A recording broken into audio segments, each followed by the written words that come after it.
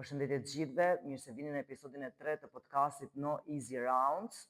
Këto ditë në Shqipëri ka patur shumë protesta, probleme ekonomike, pa kënaqësi për të ardhmen që shumë të rinj e shohin me pasiguri.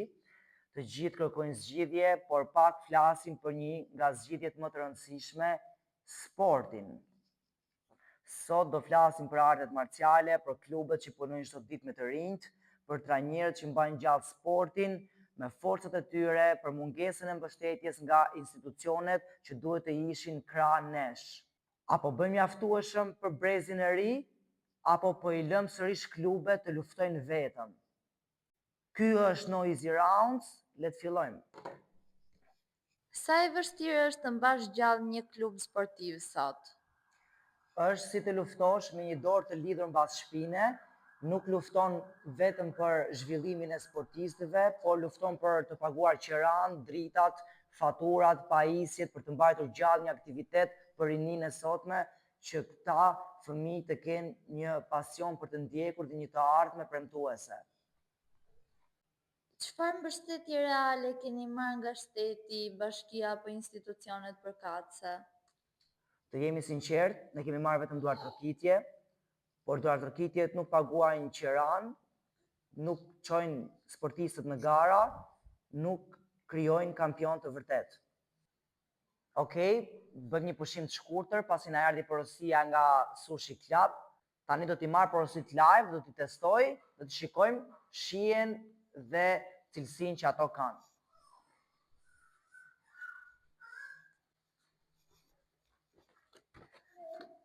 Erdhi dhe porosia. Do ta testojmë këtu tani me ju. Për çdo transparencë, ne jemi shumë real në çdo verdikt që themi. Kutia shumë e bukur.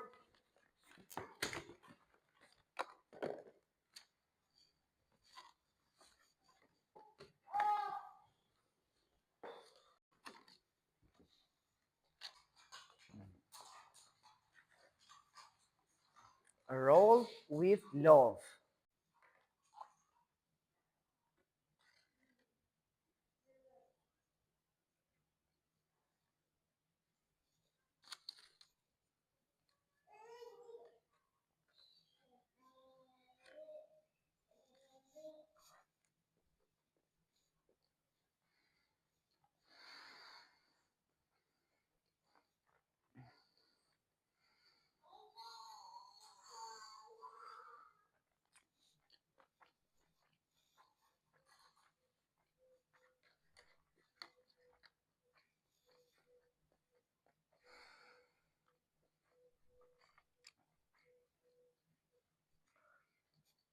Sinqerisht, sushit më të mira që kam provuar kohëve të fundit.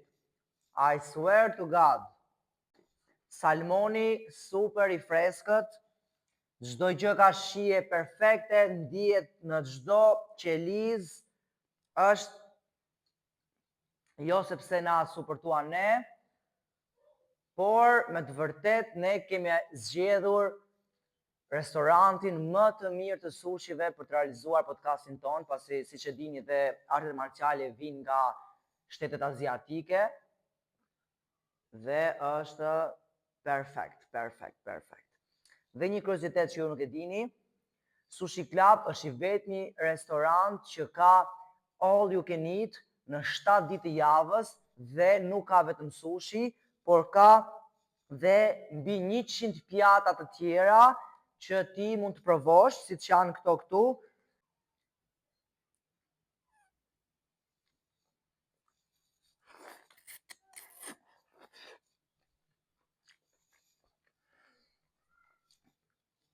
Dhjetë.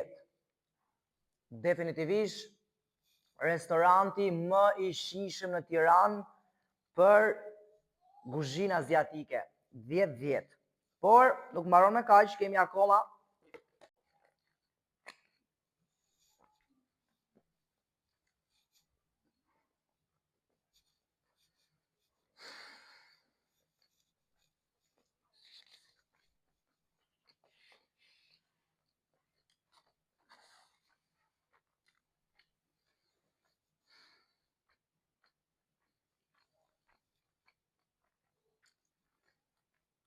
Jam pa fjalë.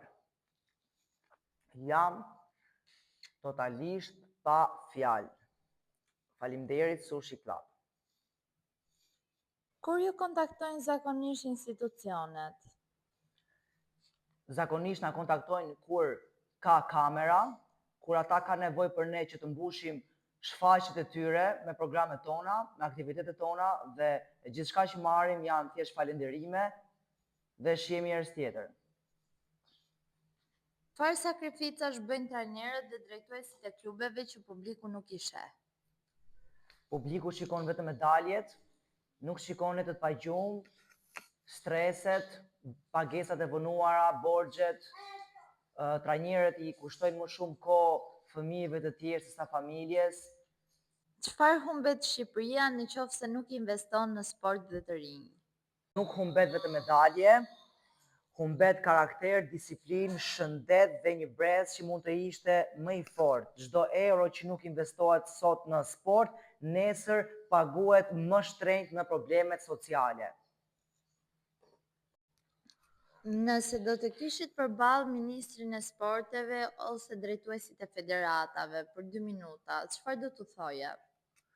Mos na pyesni vetëm për medaljet që kemi fituar, ejani një javë të jetoni realitetin ton, të shikoni sakrificat tona, vështirësitë e prindërve për fëmijët e tyre, si përballojmë ne këto vështirësi dhe pastaj flasim për rezultate.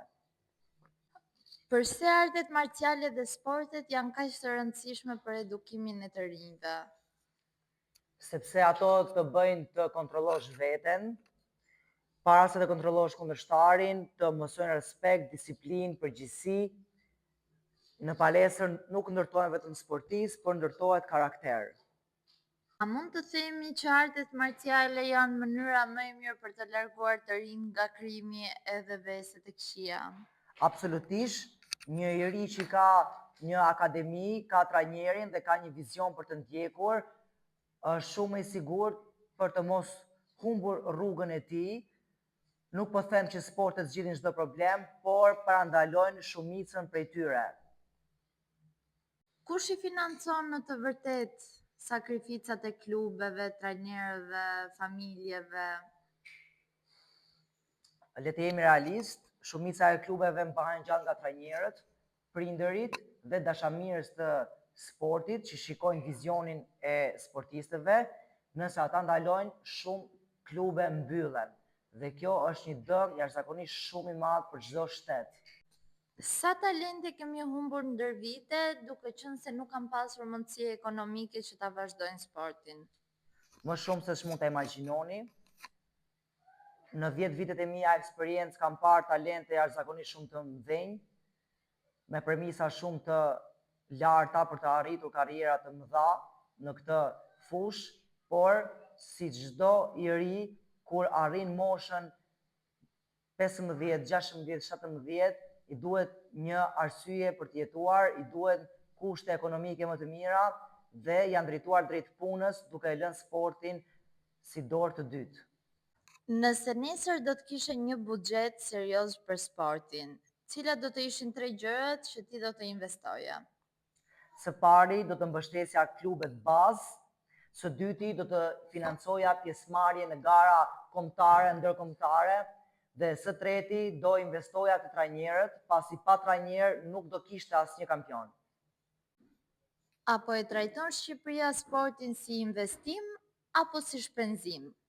Shpesh shihet si shpenzim, por vendet e zhvilluara e kanë kuptuar këtë gjë me kohë që sporti është një investim në shëndet, edukim dhe siguri shoqërore. Pse shumë trajnerë ndihen të vetëm në këtë rrugëtim? Sepse çdo betejë e bëjnë vetë, luftojnë për sportistët, për klubin, për financat, për të ardhmen dhe shumë herë e bëjnë këtë pa asnjë mbështetje reale. Çfarë do të ndodhte me rinin shqiptar nëse çdo lagje do të kishte një klub sportiv? Do të kishte më pak probleme dhe më shumë mundësi.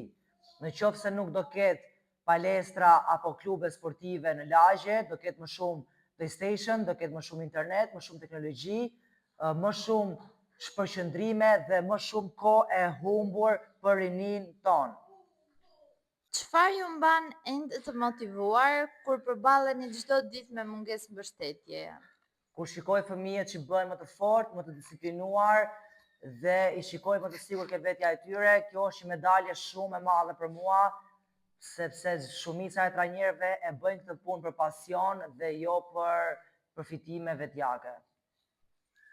Si do të doje të kujtohej puna juaj pas 10 apo 20 vitesh? Nuk do doja të kujtohesha për medaljet që kam fituar, por do doja të kujtohesha si dikush që nuk u dorëzua kurrë në zhvillimin dhe karakterin e fortë të brezit të rinj. Okej, dhe së fundmi diçka për ta mbyllur? I falenderoj të gjithë mbështetësit e mi, falenderoj të gjithë pjesëtarët e ekipit tim, të gjithë trajnerët ku ndodhen në Shqipëri, pasi po mos t'jen ata nuk do zhvillohet kjo lloj disipline. I falenderoj të gjithë sponsorat dhe të ecim përpara për një të ardhme të ndritur.